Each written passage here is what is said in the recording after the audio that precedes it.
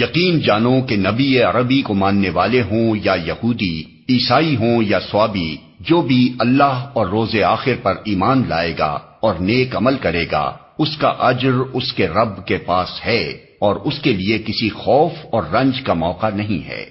یاد کرو وہ وقت جب ہم نے طور کو تم پر اٹھا کر تم سے پختہ عہد لیا تھا اور کہا تھا کہ جو کتاب ہم تمہیں دے رہے ہیں اسے مضبوطی کے ساتھ تھامنا، اور جو احکام و ہدایات اس میں درج ہیں انہیں یاد رکھنا۔ اسی ذریعے سے توقع کی جا سکتی ہے کہ تم تقوی کی روش پر چل سکو گے، مگر اس کے بعد تم اپنے عہد سے پھر گئے۔ اس پر بھی اللہ کے فضل اور اس کی رحمت نے تمہارا ساتھ نہ چھوڑا، ورنہ تم کبھی کے تباہ ہو چکے ہوتے۔ پھر تمہیں اپنی قوم کے ان لوگوں کا قصہ تو معلوم ہی ہے جنہوں نے سبت کا قانون توڑا تھا۔ ہم نے انہیں کہہ دیا کہ بندر بن جاؤ اور اس حال میں رہو کہ ہر طرف سے تم پر دھٹکار پھٹکار پڑے۔ اس طرح ہم نے ان کے انجام کو اس زمانے کے لوگوں اور بعد کی آنے والی نسلوں کے لیے عبرت اور ڈرنے والوں کے لیے نصیحت بنا کر چھوڑا۔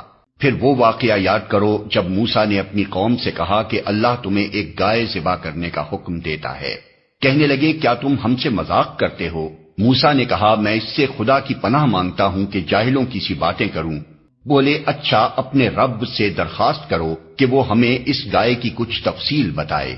موسیٰ نے کہا اللہ کا ارشاد ہے کہ وہ ایسی گائے ہونی چاہیے جو نہ بوڑھی ہو نہ بچیا بلکہ اوسط عمر کی ہو، لہٰذا جو حکم دیا جاتا ہے اس کی تعمیل کرو۔ پھر کہنے لگے اپنے رب سے یہ اور پوچھ دو کہ اس کا رنگ کیسا ہو۔ موسیٰ نے کہا وہ فرماتا ہے زرد رنگ کی گائے ہونی چاہیے جس کا رنگ ایسا شوخ ہو کہ دیکھنے والوں کا جی خوش ہو جائے۔